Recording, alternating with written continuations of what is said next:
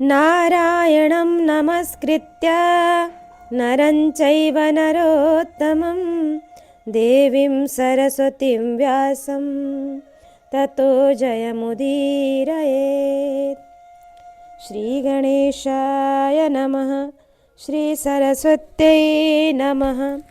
श्रीवेदव्यासाय नमः। श्रीमन महर्षि वेदव्यास प्रणीत श्री महाभारत द्वितीय खंड वन पर्व व विराट पर्व हम श्रवण कर रहे हैं। आज एक त्रिमदशाधिक शततमोध्याय, यह 131वां अध्याय है। यहाँ राजा उशीनर द्वारा बाज को अपने शरीर का मांस देकर शरण में आए हुए कबूतर के प्राणों की रक्षा करना। बाज ने कहा, धर्मात्मानं त्वाहुरेकं सर्वे राजन्महीक्षिता सर्वधर्म विरुद्धं त्वं कस्मात् कर्म चिकीर्षसि विहितं भक्षणं राजन् पीड्यमानस्य मे क्षुधा मा रक्षिर्धर्मलोभेन धर्ममृत्यु सृष्टवानसि। राजन, समस्त भूपाल केवल आपको ही धर्मात्मा बताते हैं, और फिर आप यह संपूर्ण धर्मों से विरुद्ध कर्म कैसे करना चाहते हैं? महाराज, मैं भूख से कष्ट पा रहा हूँ और कबूतर मेरा आहार नियत किया गया है। आप धर्म के लोभ से इसकी रक्षा न करें। वास्तव में इसे आश्रय देकर आपने धर्म का परित्याग ही किया है। तब राजा बोले, परीक्षित, यह कबूतर तुमसे डरकर घबराया हुआ है और अपने प्राण बचाने की इच्छा से मेरे समीप आया है। यह अपनी रक्षा करना चाहता है। बाज, इस प्रकार अभय चाहने वाले इस कबूतर को यदि मैं तुमको नहीं सौंप रहा हूँ, यह तो धर्म परम धर्म है, इसे तुम कैसे नहीं देख रहे हो?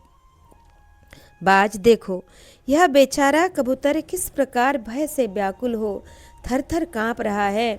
इसने अपने प्राणों की रक्षा के लिए ही मेरी शरण ली है। ऐसी दशा में इसे त्याग देना बड़ी ही निंदा की बात है। जो मनुष्य ब्राह्मणों की हत्या करता है, जो जगन माता गौ का वध करता है तथा जो शरण में आए हुए को त्याग देता है, इन तीनों को समान पाप लगता है। बाज ने कहा, महाराज, सब प्राणी आहार से ही उत्पन्न होते हैं। आहार से ही उनकी वृद्धि होती है और आहार से ही जीवित रहते हैं।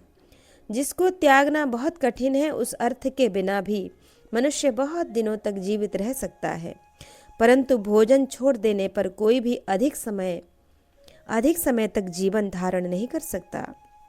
प्रजानाथ, आज आपने मुझे भोजन से वंचित कर दिया है, इसलिए मेरे प्राण इस शरीर को छोड़कर अकुतो भय पत मृत्यु को प्राप्त हो जाएंगे। धर्मात्मन, इस प्रकार मेरी मृत्यु हो जाने पर मेरी स्त्री पुत्र आदि भी असहाय होने के कारण नष्ट हो जाएंगे। इस तरह आप एक कबूतर की रक्षा करके बहुत से प्राणियों की रक्षा नहीं कर रहे हैं। सत्य पराक्रमी नरेश, जो धर्म दूसरे धर्म का बाधक हो वह धर्म नहीं, कुधर्म है। जो दूसरे किसी धर्म का विरोध न करके प्रतिष्ठित होता है, वही वास्तविक धर्म है। परस्पर विरुद्ध प्रतीत होने वाले धर्मों में गौरव लाघव का विचार करके जिसमें दूसरे के लिए बाधा न हो, उसी धर्म का आचरण करना चाहिए। राजन, धर्म और अधर्म का निर्णय करते समय पुण्य और पापों के गौरव लाघव पर ही दृष्टि रखकर विचार कीजिए तथा जिसमें अधिक पुण्य हो उसी को आचरण में लाने योग्य धर्म ठहराइए। राजा ने कहा, पक्षी श्रेष्ठ, तुम्हारी बातें अत्यंत कल्याणमय गुणों से युक्त हैं। तुम साक्षात पक्षीराज गरुड़ तो नहीं हो? इसमें संदेह नहीं कि तुम धर्म के ज्ञाता हो। तुम जो बातें कह रहे हो वे बड़ी विचित्र और धर्म संगत हैं। मुझे लक्षणों से ऐसा जान पड़ता है कि ऐसी कोई बात नहीं है जो तुम्हें ज्ञात न हो। तो भी तुम शरणागत के त्याग को कैसे अच्छा मानते हो, यह मेरी समझ में नहीं आता। विहंगम, वास्तव में तुम्हारा यह उद्योग केवल भोजन प्राप्त करने के लिए है, परंतु तुम्हारे लिए आहार का प्रबंध तो दूसरे प्रकार से भी किया जा सकता है, और यह कबूतर की अपेक्षा अधिक हो सकता है। सुअर, हिरन, भैंसा या कोई उत्तम पशु अथवा अन्य कोई भी वस्तु तुम्हें अविष्ट हो, वह तुम्हारे लिए प्रस्तुत की जा सकती है। बाज बोला, महाराज, मैं न सुअर खाऊंगा, न कोई उत्तम पशु और न भांति भांति के मृगों का ही आहार करूंगा। दूसरी किसी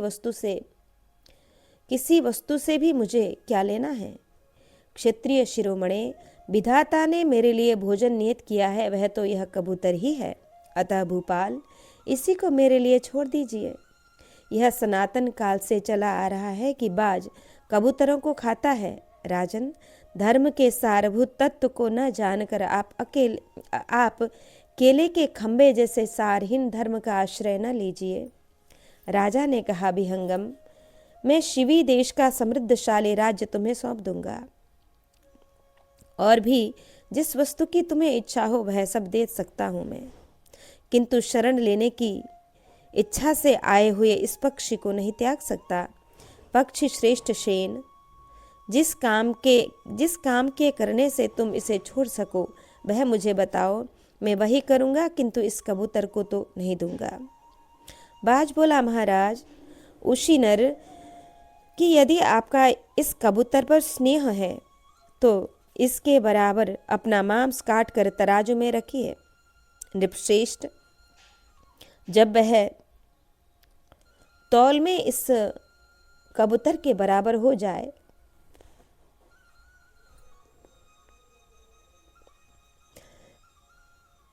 तब वह मुझे दे दीजिएगा, उसी से मेरी तृप्ति हो जाएगी।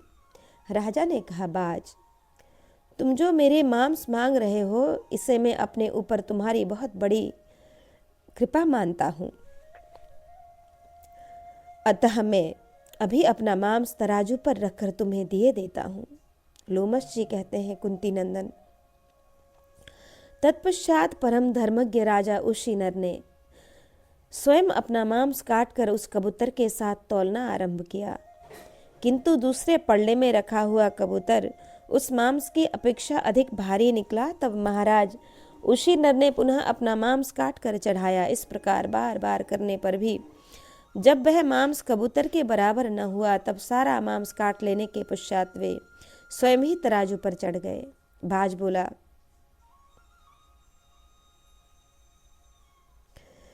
धर्मज्ञ नरेश, मैं इंद्र हूं और यह कबूतर साक्षात अग्निदेव हैं। हम दोनों आपके धर्म की परीक्षा लेने के लिए इस यज्ञशाला में आपके निकट आए थे। प्रजानाथ, आपने अपने अंगों से जो मांस काट कर चढ़ाए हैं उससे फैली हुई आपकी प्रकाशमान कीर्ति संपूर्ण लोकों से बढ़कर होगी। राजन, संसार के मनुष्य इस जगत में जब तक आपकी चर्चा करेंगे तब तक आपकी कीर्ति और सनातन लोक स्थिर रहेंगे। राजा से ऐसा कहकर इंद्र फिर देवलोक में गए तथा धर्मात्मा राजा उशीनर भी अपने धर्म से पृथ्वी और आकाश को व्याप्त कर देदीप्यमान शरीर धारण करके स्वर्गलोक में चले गए। राजन, यही उन महात्मा राजा उशीनर का आश्रम है जो पुण्यजनक होने के साथ ही समस्त पापों से छुटकारा दिलाने वाला है। तुम मेरे साथ इस पवित्र आश्रम का दर्शन करो। महाराज, वहाँ पुण्यात्मा महात्मा ब्राह्मणों को सदा सनातन देवता तथा मुनियों का दर्शन होता रहता है। लोमश मुनि कहते हैं कि यकथ्यते मंत्र विदग्ध बुद्धिर्रोद्दालकी श्वेत केतु पृथिव्याम तस्याश्रमं पश्य नरेंद्र पुण्यम सदा फलैरूपपन्नम महीजय। युधिष्ठिर, उद्दालक के पुत्र श्वेत केतु हो गए हैं जो इस भूतल पर मंत्र शास्त्र में अत्यंत निपुण कहे जाते थे। देखो, यह पवित्र आश्रम उन्हीं का है जो सदा फल देने वाले वृक्षों से हरा भरा दिखाई देता है। इस आश्रम में श्वेत केतु ने मानव रूप धारिणी सरस्वती देवी का प्रत्यक्ष दर्शन किया था और अपने निकट आई हुई उन सरस्वती से यह भी कहा था कि मैं वाणी स्वरूपा आपके तत्व को यथार्थ रूप से जानना चाहता हूँ। उस युग में कहोड मुनि के पुत्र अष्टावक्र और उद्दालक नंदन श्वेत केतु ये दोनों महर्षि समस्त भूमंडल के वेद विद्ताओं में श्रेष्ठ थे। वे आपस में मामा और भांजा लगते थे। इनमें श्वेत केतु ही मामा था। एक समय वे दोनों मामा भांजे विदेह राज के यज्ञ मंडप में गए। दोनों ही ब्राह्मण अनुपम विद्वान थे। वहाँ शास्त्रार्थ होने पर उन दोनों ने अपने विपक्षी बंदी को जीत लिया। कुंती नंदन विप्र शिरोमणि अष्टावक्र वाद विवाद में बड़े निपुण थे। उन्होंने बाल्यावस्था में ही महाराज जनक के यज्ञ मंडप में पधारकर अपने प्रतिवादी बंदी को पराजित करके नदी में डलवा दिया था। वे अष्टावक्र मुनि जिन महात्मा उद्दालक के दौहित्र नाती बताए जाते हैं, उन्हीं का यह परम पवित्र आश्रम है। तुम अपने भाइयों सहित इसमें प्रवेश करके कुछ देर तक उपासना भगवत चिंतन करो। युधिष्ठिर ने पूछा कि कथम प्रभाव सबूव विप्रस तथा भूतम यो निजग्राह वंदिम अष्टावक्रकेन चासौ बभूव तत्सर्वमे लोमशंस तत्वम। लोमशी उन महर्षि का कैसा प्रभाव था। उन्होंने बंदी जैसे सुप्रसिद्ध विद्वान को भी जीत लिया। वे किस कारण से अष्टावक्र 8 अंगों से टेढ़े मेढ़े हो गए, ये सब बातें मुझे यथार्थ रूप से बताइए। लोमश मुनि ने कहा, राजन, महर्षि उद्दालक का कड़ोह नाम से विख्यात एक शिष्य था जो बड़े संयम नियम से रहकर आचार्य की सेवा किया करता था। उसने गुरु की आज्ञा के अंदर रहकर दीर्घ काल तक अध्ययन किया। विप्रवर कड़ोह एक विनीत शिष्य की भांति उद्दालक मुनि की परिचर्या में संलग्न रहते थे। गुरु ने शिष्य की उस सेवा के महत्व को समझकर शीघ्र ही उन्हें संपूर्ण वेद शास्त्रों का ज्ञान करा दिया और अपनी पुत्री सुजाता को भी उन्हें पत्नी रूप से समर्पित कर दिया। कुछ काल के बाद सुजाता गर्भवती हुई। उनका वह गर्भ अग्नि के समान तेजस्वी था।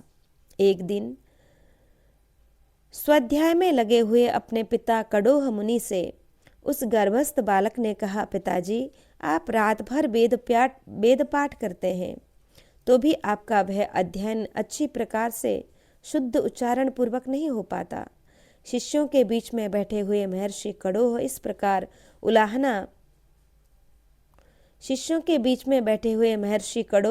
इस प्रकार उलाहना सुनकर अपमान का अनुभव करते हुए कुपित हो उठे और उस गर्भस्थ बालक को शाप देते हुए बोले, अरे, तू अभी पेट में रहकर ऐसी टेढ़ी बातें बोलता है, अतः तू 8 अंगों से टेढ़ा हो जाएगा। उस शाप के अनुसार वे महर्षि 8 अंगों से टेढ़े पैदा हो गए थे। इसलिए अष्टावक्र नाम से उनकी प्रसिद्धि हुई। श्वेत केतु उनके मामा थे, परंतु अवस्था में उन्हीं के बराबर थे। जब पेट में गर्भ बढ़ रहा था, उस समय सुजाता ने उससे पीड़ित होकर एकांत में अपने निर्धन पति से धन की इच्छा रखकर कहा कि महर्षि, यह मेरे गर्भ का 10वां महीना चल रहा है। मैं धनहीन नारी खर्च की कैसे व्यवस्था करूंगी? आपके पास थोड़ा सा भी धन नहीं है जिससे मैं प्रसव काल के इस संकट से पार हो सकूं। पत्नी के ऐसा कहने पर कड़ोह मुनि धन के लिए राजा जनक के दरबार में गए। उस समय शास्त्रार्थी पंडित बंदी ने उन महर्षि को विवाद में हराकर जल में डुबो दिया। जब उद्दालक को यह समाचार मिला कि कड़ोह मुनि शास्त्रार्थ में पराजित होने पर सूत बंदी के द्वारा जल में डुबो दिए गए, तब उन्होंने सुजाता से सब कुछ बता दिया और कहा, बेटी, अपने बच्चे से इस वृत्तांत को सदा ही गुप्त रखना। सुजाता ने भी अपने पुत्र से उस गोपनीय समाचार को गुप्त ही रखा। इसी से जन्म लेने के बाद भी उन ब्राह्मण बालक को इसके विषय में कुछ पता न लगा। अष्टावक्र अपने नाना उद्दालक को ही पिता के समान मानते थे और श्वेत केतु को अपने भाई के समान समझते थे।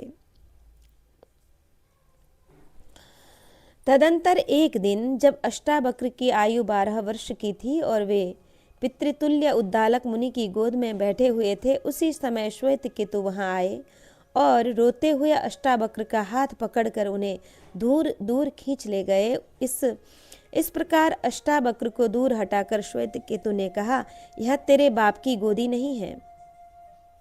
श्वेत केतु की उस कटुक्ति ने उस समय अष्टावक्र के हृदय में गहरी चोट पहुंचाई। इससे उन्हें बड़ा दुख हुआ। उन्होंने घर में माता के पास जाकर पूछा, माँ, मेरे पिताजी कहाँ हैं? बालक के इस प्रश्न से सुजाता के मन में बड़ी व्यथा हुई। उसने शाप के भय से घबराकर सब बातें बता दी। यह सब रहस्य जानकर उन्होंने रात में श्वेत केतु से इस प्रकार कहा, हम दोनों राजा जनक के यज्ञ में चलें। सुना जाता है उस यज्ञ में बड़े आश्चर्य की बातें देखने में आती हैं।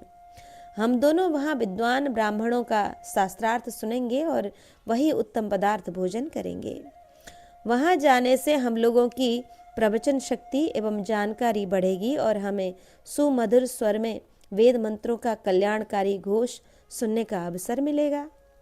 ऐसा निश्चय करके वे दोनों मामा भांजे राजा जनक के समृद्धशाली यज्ञ में गए।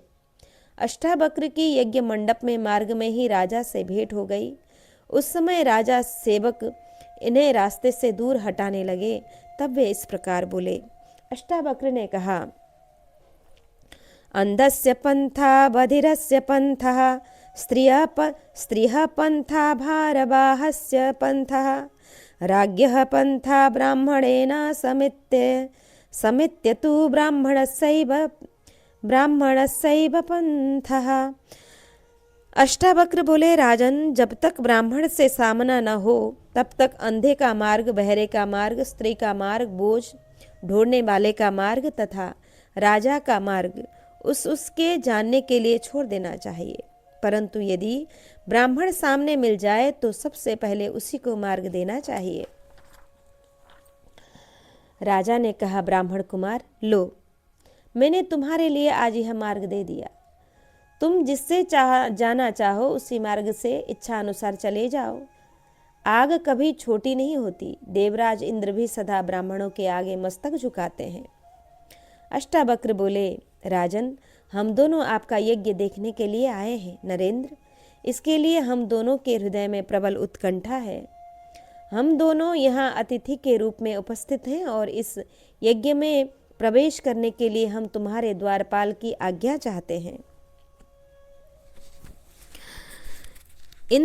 इंद्रदुम्न कुमार जनक, हम दोनों यहाँ यज्ञ देखने के लिए आए हैं और आप जनक राजा से मिलना तथा सब बातें करना चाहते हैं, परंतु यह द्वारपाल हमें रोकता है। अतः हम क्रोध रूप व्याधि से दग्ध हो रहे हैं। द्वारपाल बोला, ब्राह्मण कुमार, सुनो, हम बंदी के आज्ञा पालक हैं। आप हमारी कही हुई बात सुनिए। इस यज्ञशाला में बालक ब्राह्मण नहीं प्रवेश करने पाते हैं। जो बूढ़े और बुद्धिमान ब्राह्मण हैं उन्हीं का यहाँ प्रवेश होता है।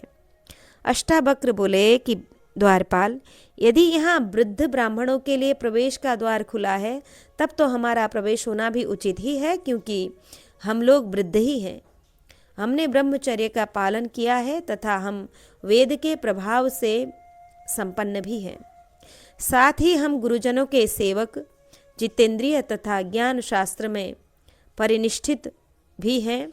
अवस्था में बालक होने के कारण ही किसी ब्राह्मण को अपमानित करना उचित नहीं बताया गया है, क्योंकि आग की छोटी सी चिंगारी भी यदि छू जाए तो वह जला डालती है। द्वारपाल ने कहा, ब्राह्मण कुमार, तुम वेद प्रतिपादित एकाक्षर ब्राह्मण का बोध कराने वाली अनेक रूप वाली सुंदर वाणी का उच्चारण करो और अपने आप को बालक ही समझो। स्वयं ही अपनी प्रशंसा क्यों करते हो? इस जगत में ज्ञानी दुर्लभ है।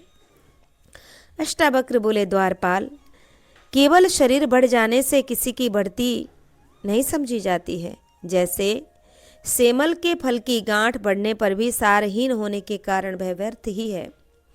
छोटा और दुबला पतला वृक्ष भी यदि फलों के भार से लदा है तो उसे ही वृद्ध बड़ा जानना चाहिए। जिसमें फल नहीं लगते उस वृक्ष का बढ़ना भी नहीं के ही बराबर है। द्वारपाल ने कहा, बालक बड़े बूढ़ों से ही ज्ञान प्राप्त करते हैं और समयानुसार वे भी वृद्ध होते हैं। थोड़े समय में ज्ञान की प्राप्ति असंभव है, अतः तुम बालक होकर भी क्यों वृद्ध की सी बातें करते हो? अष्टावक्र बोले, अमुक व्यक्ति के सिर के बाल पक गए हैं, इतने ही मात्र से वह बूढ़ा नहीं होता है। अवस्था में बालक होने पर भी जो ज्ञान में बढ़ा चढ़ा है, उसी को देवगण वृद्ध मानते हैं। अधिक वर्षों की अवस्था होने से, बाल पकने से, धन बढ़ जाने से और अधिक भाई बंधु हो जाने से भी कोई बड़ा हो नहीं सकता। ऋषियों ने ऐसा नियम बनाया है कि हम ब्राह्मणों में जो अंगों सहित संपूर्ण वेदों का स्वाध्याय करने वाला तथा वक्ता है, वही बड़ा है। द्वारपाल, मैं राजसभा में बंदी से मिलने के लिए आया हूँ। तुम कमल पुष्प की माला धारण किए हुए महाराज जनक को मेरे आगमन की सूचना दे दो। द्वारपाल, आज तुम हमें विद्वानों के साथ शास्त्रार्थ करते देखोगे, साथ ही विवाद बढ़ जाने पर बंदी को परास्त हुआ पाओगे। आज संपूर्ण सभासद चुपचाप बैठे रहें तथा राजा और उनके प्रधान पुरोहितों के साथ पूर्णतः विद्वान ब्राह्मण मेरी लघुता अथवा श्रेष्ठता को प्रत्यक्ष देखें। द्वारपाल ने कहा, जहाँ सुशिक्षित विद्वानों का प्रवेश होता है, उस यज्ञ मंडप में तुम जैसे 10 वर्ष के बालक का प्रवेश होना कैसे संभव है? तथापि मैं किसी उपाय से तुम्हें उसके भीतर प्रवेश करने का प्रयत्न करूंगा। तुम भी भीतर जाने के लिए यथोचित प्रयत्न करो। ए नरेश, तुम्हारी बात सुन सकें इतनी ही दूरी पर यज्ञ मंडप में स्थित हैं। तुम अपने शुद्ध वचनों द्वारा इनकी स्तुति करो, इससे ये प्रसन्न होकर तुम्हें प्रवेश करने की आज्ञा दे देंगे तथा तुम्हारी और भी कोई कामना हो तो वे पूरी करेंगे। अष्टावक्र बोले, राजन, आप जनक वंश के श्रेष्ठ पुरुष हैं, सम्राट हैं। आपके यहाँ सभी प्रकार के ऐश्वर्य परिपूर्ण हैं।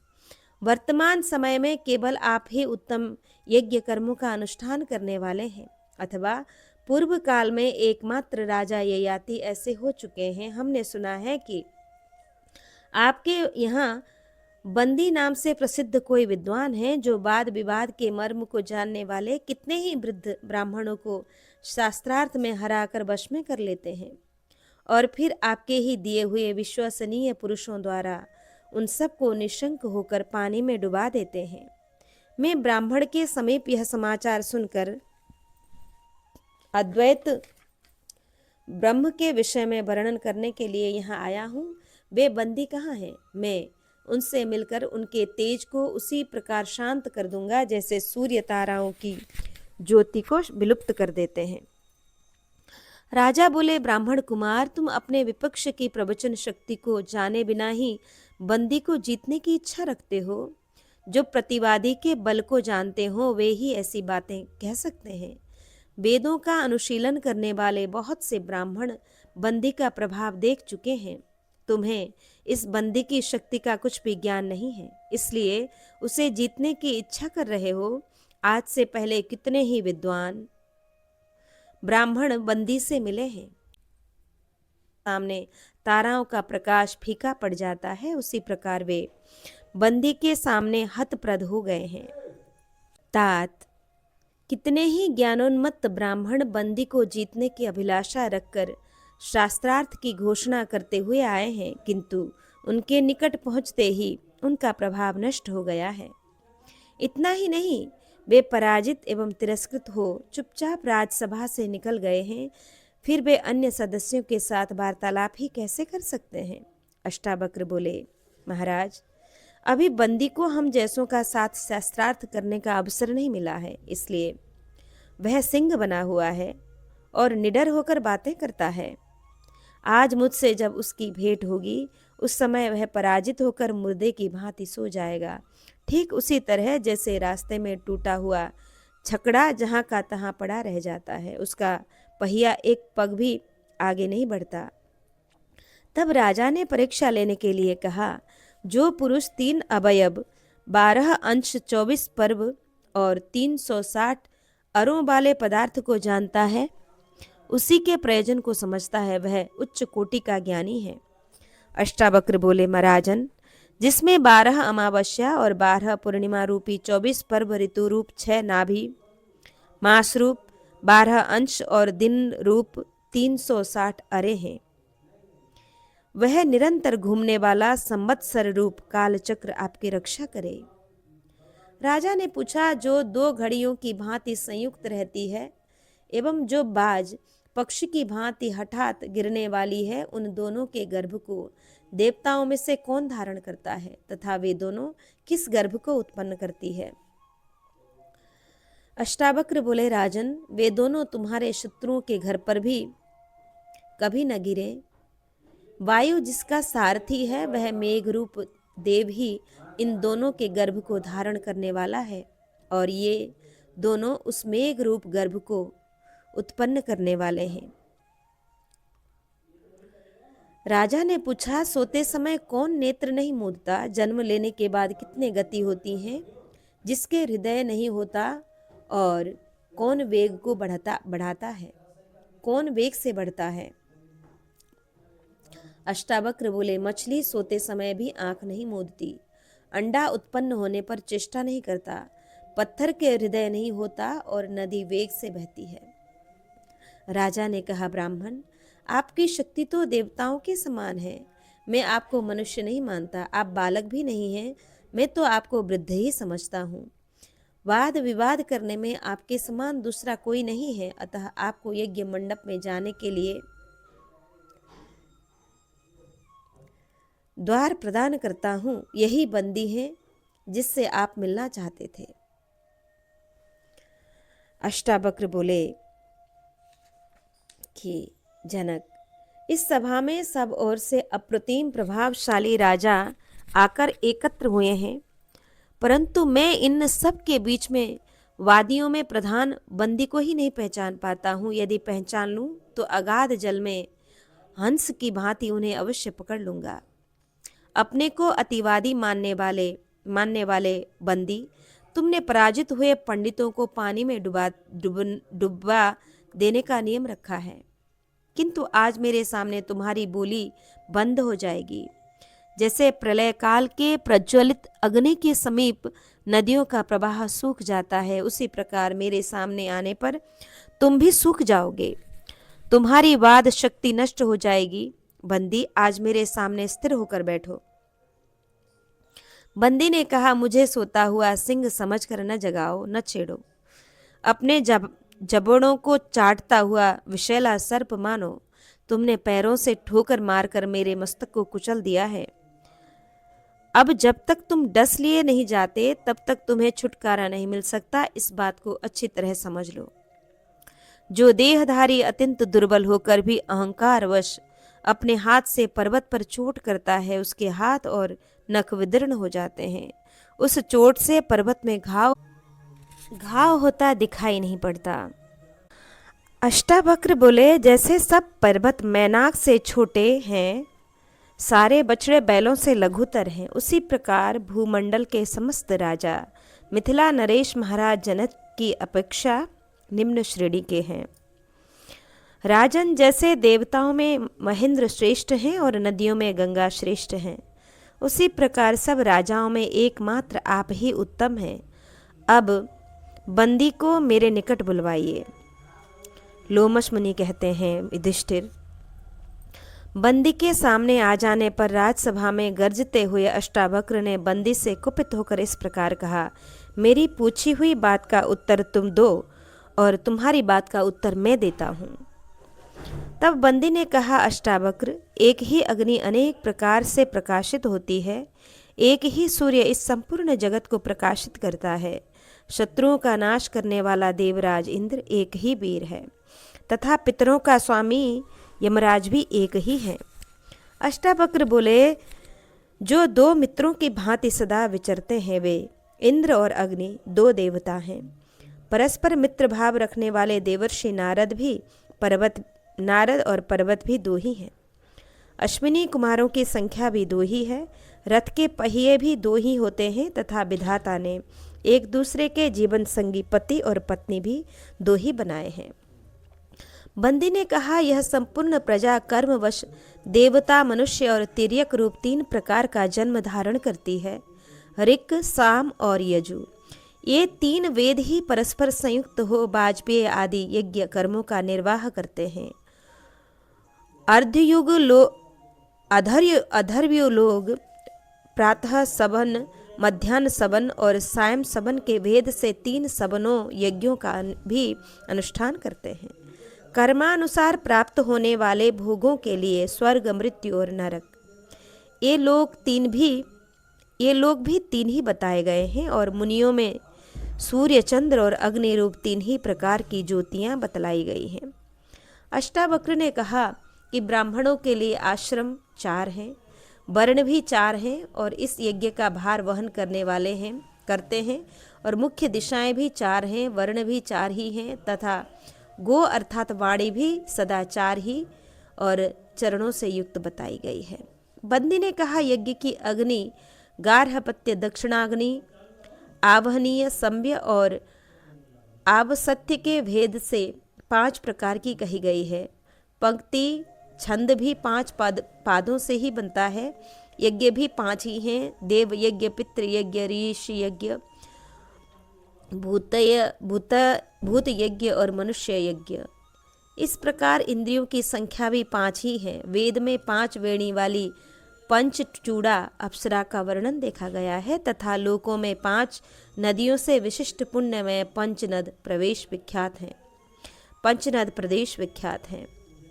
अष्टावक्र बोले, कुछ विद्वानों का मत है कि अग्नि की स्थापना के समय दक्षिण में 6 गौ ही देनी चाहिए। ये 6 ऋतुएं ही संवत्सर रूप कालचक्र की सिद्धि करती हैं। मान सहित ज्ञानेंद्रिय भी 6 ही हैं।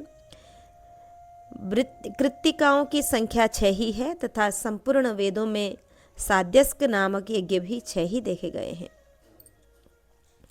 बंधु ने कहा कि ग्राम्य पशु 7 हैं, जिनके नाम इस प्रकार हैं: गाय, भैंस, बकरी, भेड़, घोड़ा, कुत्ता और गधा। जंगली पशु भी 7 हैं: सिंह, बाघ, भेड़िया, हाथी, वानर, भालू और मृग।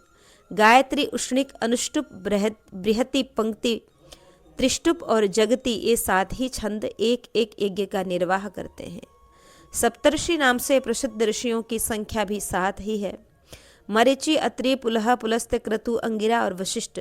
पूजन के संक्षिप्त उपचार भी 7 हैं: गंध, पुष्प, धूप, दीप, नैवेद्य, आचमन और तांबूल तथा वीणा के भी 7 ही तार विख्यात हैं।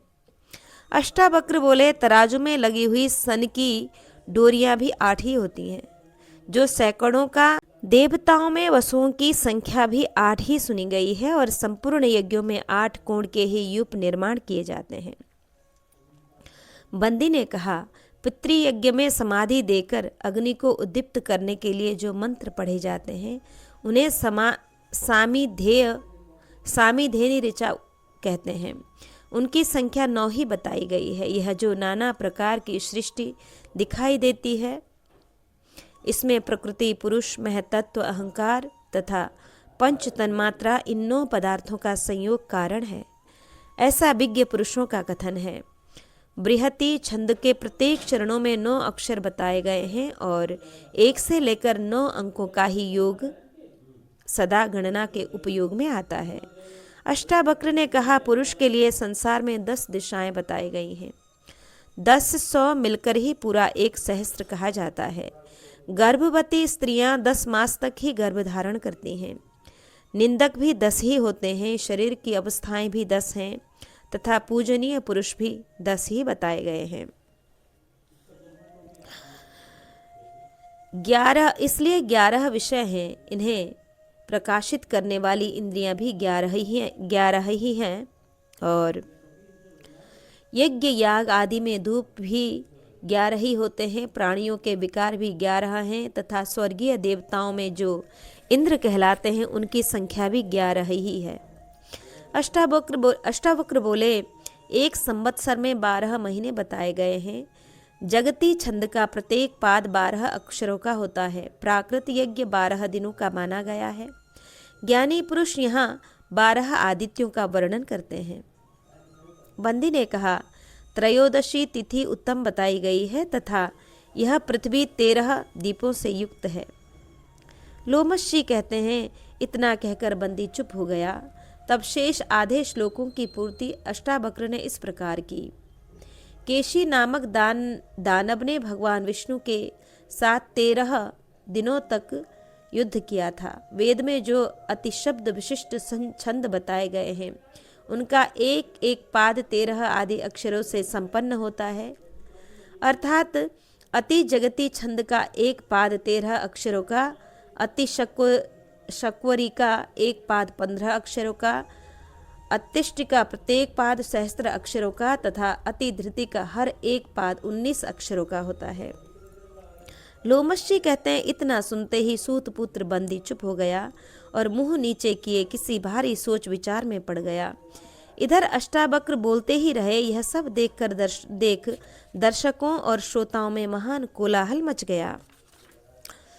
महाराज जनक के उस समृद्धशाली यज्ञ में जबकि चारों ओर कोलाहल व्याप्त हो रहा था, सब ब्राह्मण हाथ जोड़े हुए श्रद्धा पूर्वक अष्टावक्र के समीप आए और उनका आदर सत्कार पूर्वक पूजन किया। तत्पश्चात अष्टावक्र ने कहा, महाराज, इस बंदी ने पहले बहुत से शास्त्राज्ञ विद्वान ब्राह्मणों को शास्त्रार्थ में पराजित करके पानी में डुबोया है, अतः इसकी भी वही गति होनी चाहिए जो इसके द्वारा दूसरों की हुई, इसलिए इसे पकड़कर शीघ्र पानी में डुबा दिया जाए।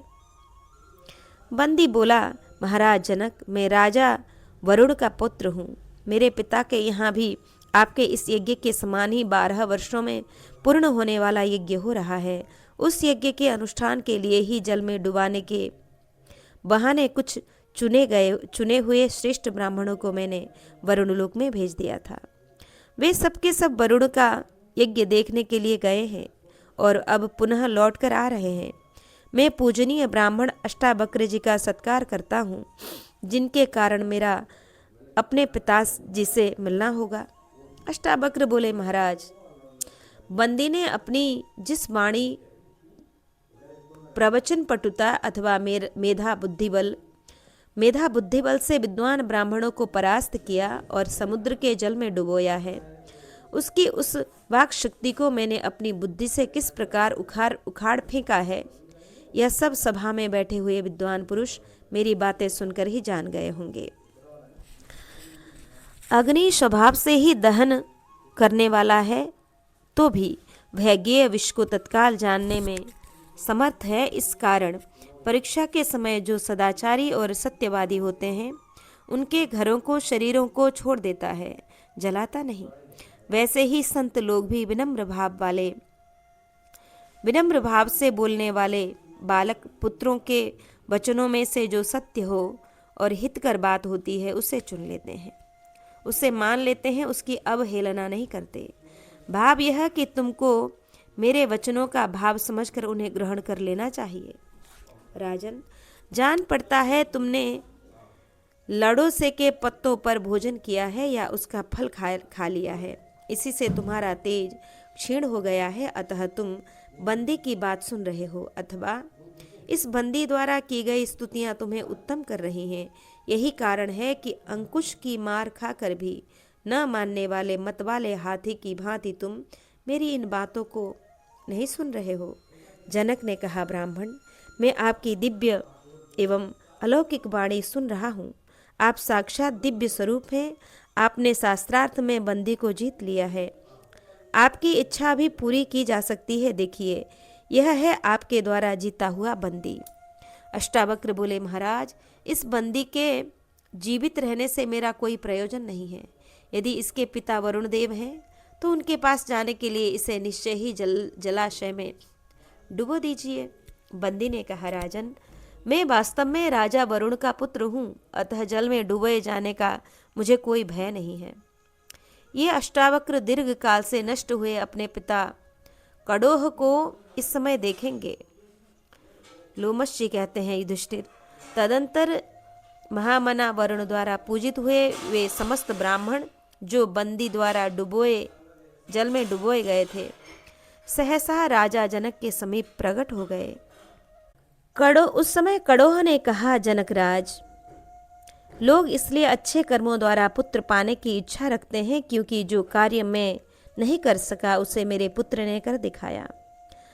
जनकराज, कभी कभी निर्बल के भी बलवान, मूर्ख के भी पंडित तथा अज्ञानी के भी ज्ञानी पुत्र उत्पन्न हो जाता है। राजन, आपका कल्याण हो। युद्ध में स्वयं ही यमराज तीखे फरसे से आपके शत्रु के मस्तक काटते रहे। महाराज जनक के इस यज्ञ में उत्तम एवं महत्वपूर्ण और औक्थ्य उक्त नाम यज्ञ विशेष में गाए जाने योग्य साम को औक्थ्य कहते हैं। साम का गान किया है, विधि पूर्वक सोमरस का पान हो रहा है और देवगण प्रत्यक्ष दर्शन देकर बड़े हर्ष के साथ अपने अपने पवित्र भाग ग्रहण कर रहे हैं। लोमशी कहते हैं कि राजन, बंदी द्वारा जल में डुबोए हुए वे सभी ब्राह्मण जब वहां अधिक तेजस्वी रूप से प्रकट हो गए, तब राजा की आज्ञा लेकर बंदी स्वयं ही समुद्र के जल में समा गया। अष्टावक्र अपने पिता की पूजा करके स्वयं भी दूसरे ब्राह्मणों द्वारा यथोचित रूप से सम्मानित हुए और इस प्रकार बंदी पर विजय पाकर पिता एवं मामा के साथ अपने श्रेष्ठ आश्रम पर ही वे लौट आए। तदंतर पिता कड़ोह ने अष्टावक्र की माता सुजाता के निकट पुत्र अष्टावक्र से कहा, बेटा तुम शीघ्र ही इस समंगा नदी में स्नान के लिए प्रवेश करो। पिता की आज्ञा के अनुसार उन्होंने उस नदी में स्नान के लिए प्रवेश किया। उसके जल का स्पर्श होने पर तत्काल ही उनके सब अंग सीधे हो गए। युधिष्ठिर, इसी से समंगा नदी पुण्यमयी हो गई और इसमें स्नान करने वाला मनुष्य सब पापों से मुक्त हो जाता है। तुम भी स्नान, पान, आचमन और अवगाहन के लिए अपनी पत्नी और भाइयों के साथ इसी नदी में प्रवेश करो। अजमेर कुल भूषण कुंती नंदन, तुम विश्वास पूर्वक अपने भाइयों और ब्राह्मणों के साथ यहाँ एक रात सुख से रहकर कल से पुनः मेरे साथ पवित्र कर्मों में अविचल श्रद्धा भक्ति रखते हुए दूसरे दूसरे पुण्य तीर्थों की यात्रा करो। लोमश जी कहते हैं, एषा मधुलिवा राजन समंगा संप्रकाशते एतत् करदमिलं नाम भरतस्या विषेचनम्। राजन, यह मधुविला नदी प्रकाशित हो रही है, उसका दूसरा नाम समंगा है और यह कर्दमिल नामक क्षेत्र है जहाँ राजा भरत का अभिषेक किया गया था। कहते हैं, वृत्रासुर का वध करके जब शचीपति इंद्र श्रीहीन हो गए थे, उस समय इस समंगा नदी में गोता लगाकर ही वे अपने सब पापों से छुटकारा पा सके थे। कुक्षी भाग में यह बिनशन नामक तीर्थ है जहाँ पूर्व काल में अदिति देवी ने पुत्र प्राप्ति के लिए साध्य देवताओं के उद्देश्य से अन्न तैयार किया था। इस अन्न को ब्रह्मोदन कहते हैं, जैसा कि श्रुति का कथन है, साध्येभ्यो देवेभ्यो ब्रह्मोदन मपचनम इति, कि भरत वंश के श्रेष्ठ पुरुषों, इस पर्वतराज हिमालय पर आरूढ़ होकर तुम सब अयश फैलाने वाली और नाम लेने के अयोग्य अपनी श्रीहीनता को शीघ्र दूर भगा दोगे। युधिष्ठिर, ये कनखल की पर्वत मालाएं हैं जो ऋषियों को बहुत प्रिय लगती हैं। ये महानदी गंगा सुशोभित हो रही हैं। यही पूर्व काल में भगवान सनत कुमार ने सिद्धि प्राप्त की थी। अजमेर नंदन, इस गंगा में स्नान करके तुम सब पापों से छुटकारा पा जाओगे। कुंती कुमार, जल के इस पुण्य सरोवर भृगुतुंग पर्वत पर तथा उष्णी गंग नामक तीर्थ में जाकर तुम अपने मंत्रियों सहित स्नान और आचमन करो। यह स्थूल शिरा मुनि का रमणीय आश्रम शोभा पा रहा है। कुंती नंदन, यहाँ अहंकार और क्रोध को त्याग दो। पांडुनंदन, यह रभ्य का सुंदर आश्रम प्रकाशित हो रहा है जहाँ विद्वान भारद्वाज पुत्र यवकृत नष्ट हो गए थे। युधिष्ठिर ने पूछा, ब्राह्मण प्रतापी भरद्वाज मुनि कैसे योग युक्त हुए थे और उनके पुत्र यवकृत किस लिए नष्ट हो गए थे? ये सब बातें मैं यथार्थ रूप से ठीक ठीक सुनना चाहता हूँ। उन देवोपम मुनियों के चरित्रों का वर्णन सुनकर मेरे मन को बड़ा सुख मिलता है। लोमश जी ने कहा, राजन, भारद्वाज तथा रभ्य दोनों एक दूसरे के सखा थे और निरंतर ही आश्रम में बड़े प्रेम से रहा करते थे। रैभ्य के 2 पुत्र थे, अबारवसु और परावसु। भरद्वाज के पुत्र का नाम यवक्री अथवा यवकृत था।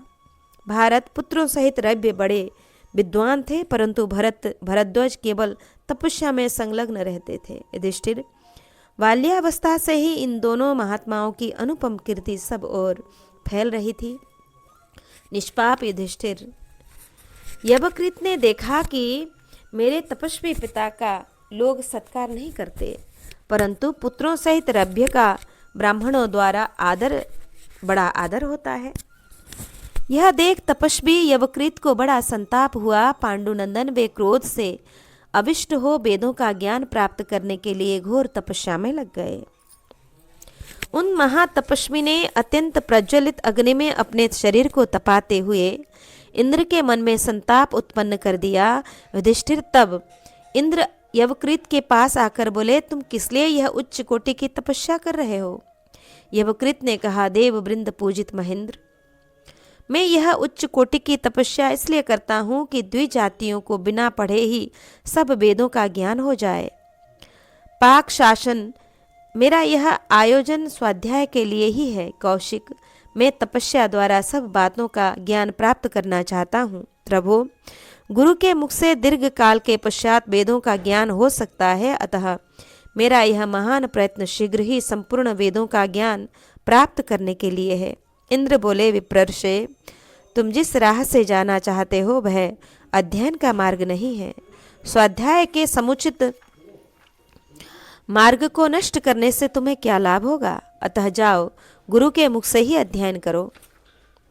लोमश जी कहते हैं, युधिष्ठिर ऐसा कहकर इंद्र चले गए। तब अत्यंत पराक्रमी यवकृत ने पुनः तपस्या के लिए घोर प्रयास आरंभ कर दिया। राजन, उसने घोर तपस्या द्वारा महान तप का संचय करते हुए देवराज इंद्र को अत्यंत संतप्त कर दिया। यह बात हमारे सुनने में आई है। महामुनि यवकृत को इस प्रकार तपस्या करते देख इंद्र ने उनके पास जाकर पुनः मना किया और कहा, मुने, तुमने ऐसे कार्य का आरंभ किया है जिसकी सिद्धि होनी असंभव है। तुम्हारा यह द्विजमात्र के लिए बिना पढ़े वेद का ज्ञान होने का आयोजन बुद्धि संगत नहीं है, किंतु केवल तुमको और तुम्हारे पिता को ही वेदों का ज्ञान होगा। यवकृत ने कहा, देवराज, यदि इस प्रकार आप मेरे इष्ट मनोरथ की सिद्धि नहीं करते हैं तो मैं और भी कठोर नियम लेकर अत्यंत भयंकर तपस्या में लग जाऊंगा। देवराज इंद्र, यदि आप मेरी सारी मनोवांछित कामना पूरी नहीं करते हैं तो मैं प्रज्वलित अग्नि में अपने एक एक अंग को होम दूंगा। इस बात को आप अच्छी तरह समझ लें। लोमश जी कहते हैं, युधिष्ठिर, उन महामुनि के उस निश्चय को जानकर बुद्धिमान इंद्र ने उन्हें रोकने के लिए बुद्धिपूर्वक कुछ विचार किया और एक ऐसे तपस्वी ब्राह्मण का रूप धारण कर लिया जिसकी उम्र कई 100 वर्षों की थी तथा जो एक्ष्मा का रोगी और दुर्बल दिखाई देता था। गंगा के जिस तीर्थ में यवकृत मुनि स्नान आदि करते थे उसी में वे ब्राह्मण देवता बालू द्वारा पुल बनाने लगे। द्विजश्रेष्ठ, यवकृत ने जब इंद्र का कहना नहीं माना तब वे बालू से गंगा जी को भरने लगे।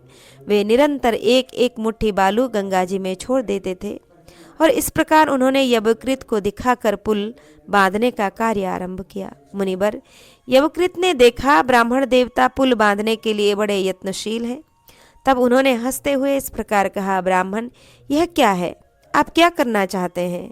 आप प्रयत्न तो महान कर रहे हैं परंतु व्यर्थ है। इंद्र बोले, तात, मैं गंगा जी पर पुल बांधूंगा। इससे पार जाने के लिए सुखद मार्ग बन जाएगा, क्योंकि पुल के न होने से इधर आने जाने वाले लोग बार बार तैरने का कष्ट उठाते हैं और उन्हें बार बार तैरने का कष्ट उठाना पड़ता है। यवकृत ने कहा, तपोधन, यहाँ अगाध जलराशि भरी है, अतः तुम पुल बांधने में सफल नहीं हो सकोगे। इसलिए इस असंभव कार्य से मुंह मोड़ लो और ऐसे कार्य में हाथ डालो जो तुमसे हो सके। इंद्र बोले, मुने, जैसे आपने बिना पढ़े वेदों का ज्ञान प्राप्त करने के लिए यह तपस्या आरंभ की है जिसकी सफलता असंभव है, उसी प्रकार मैंने भी यह पुल बांधने का भार उठाया है। यवकृत बोले, देवेश्वर, पाक शासन जैसे आपका यह पुल बांधने का आयोजन व्यर्थ है, उसी प्रकार यदि मेरी इस तपस्या को भी आप निरर्थक मानते हैं तो वही कार्य कीजिए जो संभव हो। मुझे ऐसे उत्तम वर प्रदान कीजिए जिनके द्वारा मैं दूसरे से बढ़ चढ़कर प्रतिष्ठा प्राप्त कर सकूं। लोमश जी कहते हैं, राजन, तब इंद्र ने तपस्वी यवकृत के कथानुसार उन्हें वर देते हुए कहा, यवकृत, तुम्हारे पिता सहित तुम्हें वेदों का यथेष्ट ज्ञान प्राप्त हो जाएगा, साथ ही और भी जो तुम्हारी कामना हो वह पूर्ण हो जाएगी। अब तुम तपस्या छोड़कर अपने आश्रम को लौट जाओ। इस प्रकार पूर्ण काम होकर यवकृत अपने पिता के पास गए और इस प्रकार बोले कि पिताजी, आपको और मुझे दोनों को ही संपूर्ण वेदों का ज्ञान हो जाएगा, साथ ही हम दोनों दूसरों से ऊंची स्थिति में हो जाएंगे, ऐसा वर मैंने प्राप्त किया है। भरद्वाज बोले, तात, इस तरह मनोवांछित वर प्राप्त करने के कारण तुम्हारे मन में अहंकार उत्पन्न हो जाएगा और अहंकार से युक्त होने पर तुम कृपण होकर शीघ्र ही नष्ट हो जाओगे। इस विषय में विज्ञजन देवताओं की कही हुई यह गाथा सुनाया करते हैं। प्राचीन काल में बालधी नाम से प्रसिद्ध एक शक्तिशाली मुनि हुए थे। उन्होंने पुत्र शोक से संतप्त होकर अत्यंत कठोर तपस्या की। तपस्या का उद्देश्य यह था कि वे देवोपम पुत्र प्राप्त हो। अपनी उस अभिलाषा के अनुसार बालधी को एक पुत्र प्राप्त हुआ। देवताओं ने उन पर कृपा अवश्य की, परंतु उनके पुत्र को देवतुल्य नहीं बनाया और वरदान देते हुए यह कहा कि मरण धर्मा मनुष्य कभी देवता के समान अमर नहीं हो सकता, अतः उसकी आयु निमित्त कारण के अधीन होगी। बालधी बोले, देववरों, जैसे ये पर्वत सदा अक्षय भाव से खड़े रहते हैं, वैसे ही मेरा पुत्र भी सदा अक्षय बना रहे। ये पर्वत ही उसके आयु के निमित्त होंगे, अर्थात जब तक ये पर्वत यहाँ बने रहें तब तक मेरा पुत्र भी जीवित रहे। भारद्वाज कहते हैं, यवकृत तदंतर बालधी के पुत्र का जन्म हुआ, जो मेधा युक्त होने के कारण मेधावी नाम से विख्यात था। वह स्वभाव का बड़ा क्रोधी था। अपनी आयु के विषय में देवताओं के वरदान की बात सुनकर मेधावी घमंड में भर गया और ऋषियों का अपमान करने लगा। इतना ही नहीं, वह ऋषि मुनियों को सताने के उद्देश्य से ही इस पृथ्वी पर सब और विचरा करता था। एक दिन मेधावी महान शक्तिशाली एवं मनीषी धनुषाक्ष के पास जा पहुंचा और उनका तिरस्कार करने लगा। तब तपोबल संपन्न ऋषि धनुषा ने उसे शाप देते हुए कहा, अरे तू जलकर भस्म हो जा, परंतु उनके कहने पर भी वह भस्म नहीं हुआ। शक्तिशाली धनुषाक्ष ने ध्यान में देखा कि मेधावी रोग एवं मृत्यु से रहित है। तब उसकी आयु के निमित्त भूत पर्वतों को उन्होंने भैंसों द्वारा विदीर्ण कर दिया।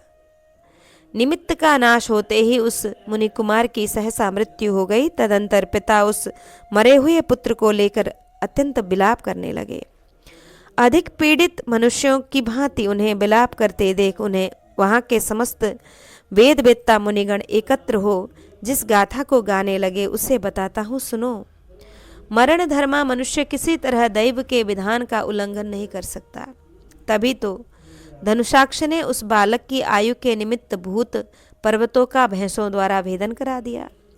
इस प्रकार बालक तपस्वी वर पाकर घमंड में भर जाते हैं, अपने दुर्व्यवहारों के कारण शीघ्र ही नष्ट हो जाते हैं।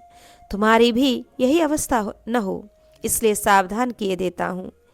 ये रैभ्य मुनि महान शक्तिशाली हैं, इनके दोनों पुत्र भी इन्हीं के समान हैं। बेटा, तुम उन रैभ्य मुनि के पास कदापि न जाना और आलस्य छोड़कर इसके लिए सदा प्रयत्नशील रहना। बेटा, तुम्हें सावधान करने का कारण यह है कि शक्तिशाली तपस्वी महर्षि रैभ्य बड़े क्रोधी हैं। वे कुपित होकर रोष से तुम्हें पीड़ा दे सकते हैं। यवकृत बोले, पिताजी, मैं ऐसा ही करूँगा। आप किसी तरह मन में संताप न करें।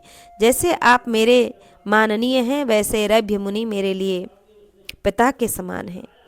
लोमश जी कहते हैं, युधिष्ठिर, पिता से यह मीठी बातें कहकर यवकृत निर्भय विचरने लगे। दूसरे ऋषियों को सताने में उन्हें अधिक सुख मिलता था, वैसा करके वे बहुत संतुष्ट रहते थे। लोमश जी कहते हैं, युधिष्ठिर, उन दिनों यवकृत सर्वथा भयशून्य होकर चारों ओर चक्कर लगाता था। एक दिन वैशाख मास में वह रभ्य मुनि के आश्रम में गया। भारत, वह आश्रम खिले हुए वृक्षों की श्रेणियों से सुशोभित हो अत्यंत रमणीय प्रतीत होता था। उस आश्रम में रभ्य मुनि की पुत्र वधू किन्नरी के समान विचर रही थी। यवकृत ने उसे देखा। देखते ही वह कामदेव के वशीभूत हो अपनी विचार शक्ति खो बैठा और लजाती हुई उस मुनि वधू से निर्लज्ज होकर बोला, सुंदरी, तू मेरी सेवा में उपस्थित हो। वह यवकृत के शील स्वभाव को जानकर भी उसके शाप से डरती थी। साथ ही उसे रभ्य मुनि की तेजस्विता का भी स्मरण था। अतः बहुत अच्छा कहकर उसके पास चली गई। शत्रु विनाशन भारत, तब यवकृत ने उसे एकांत में ले जाकर पाप के समुद्र में डुबो दिया, उसके साथ रमण किया। इतने में ही रभ्य मुनि आश्रम में आ गए। आकर उन्होंने देखा कि मेरी पुत्र वधू एवं परावसु की पत्नी आर्तभाव से रो रही है। युधिष्ठिर, यह देखकर रभ्य ने मधुर वाणी द्वारा उसे सांत्वना दी तथा रोने का कारण पूछा। उस सुबलक्षणा बहू ने यवकृत की कही हुई सारी बातें ससुर के सामने कह सुनाई एवं स्वयं उसने भलीभांति सोच विचार कर यवकृत की बातें मानने से जो अस्वीकार कर दिया था वह सारा वृत्तांत भी बता दिया। यवकृत की यह कुचेष्टा सुनते ही रभ्य के हृदय में क्रोध की प्रचंड अग्नि प्रज्वलित हो उठी, जो उनके अंतःकरण को मानो भस्म किए दे रही थी। तपस्वी रभ्य स्वभाव से ही बड़े क्रोधी थे। तीस पर भी उस समय उसके ऊपर क्रोध का आवेश छा गया था। अतः उन्होंने अपनी एक जटा उखाड़कर संस्कार पूर्वक स्थापित की हुई अग्नि में होम दी। उससे एक नारी के रूप में कृत्या प्रकट हुई, जो रूप में उनकी पुत्र वधू के ही समान थी। तत्पश्चात एक दूसरी जटा उखाड़कर उन्होंने पुनः उसी अग्नि में डाल दी। उससे एक राक्षस प्रकट हुआ, जिसकी आंखें बड़ी डरावनी थी। वह देखने में बड़ा भयानक प्रतीत होता था। उस समय उन दोनों ने रभ्य मुनि से पूछा, हम आपकी किस आज्ञा का पालन करें?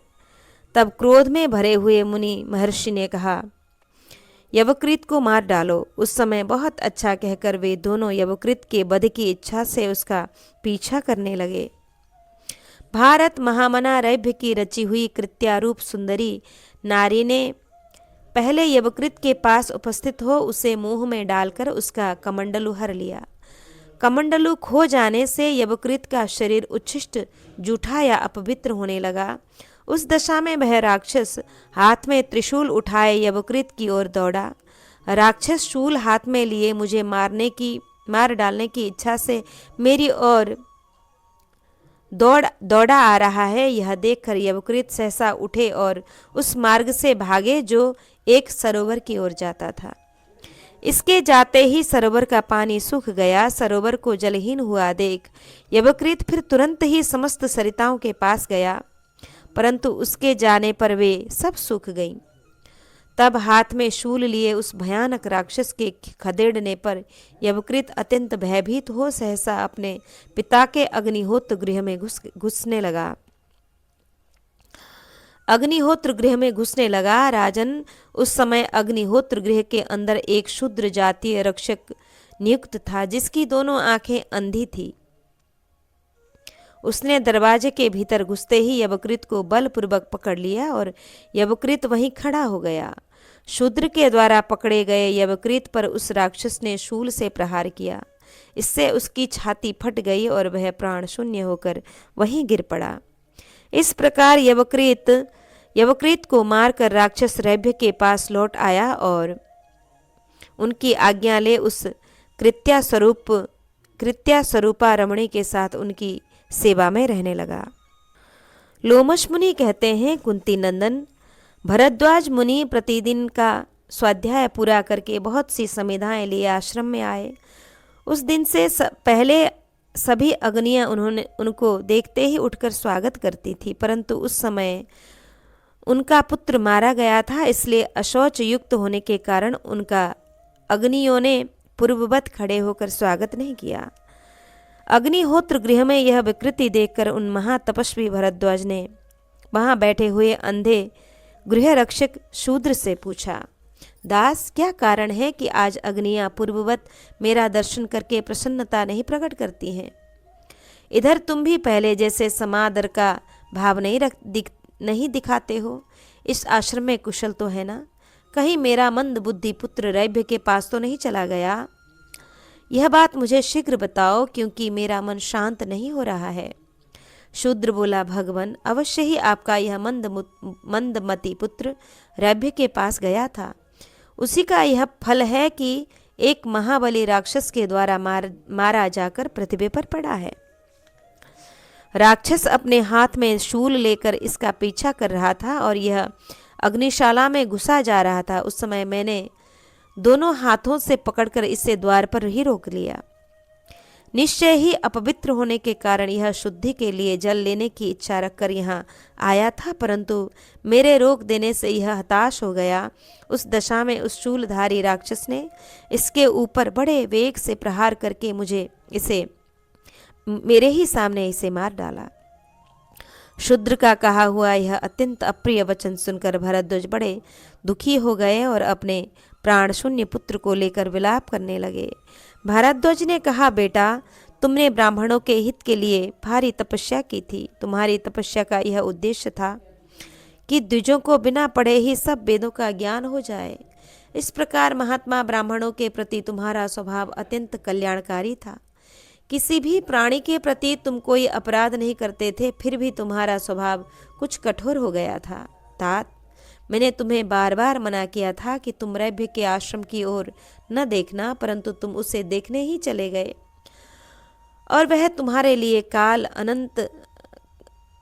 लिए अंतक एवं यमराज के समान हो गया। महान तेजस्वी होने पर भी उसकी बुद्धि बड़ी खोटी है। वह जानता था कि मुझ बूढ़े के तुम एक ही पुत्र हो, तो भी वह दुष्ट क्रोध के वशीभूत हो ही गया। बेटा, आज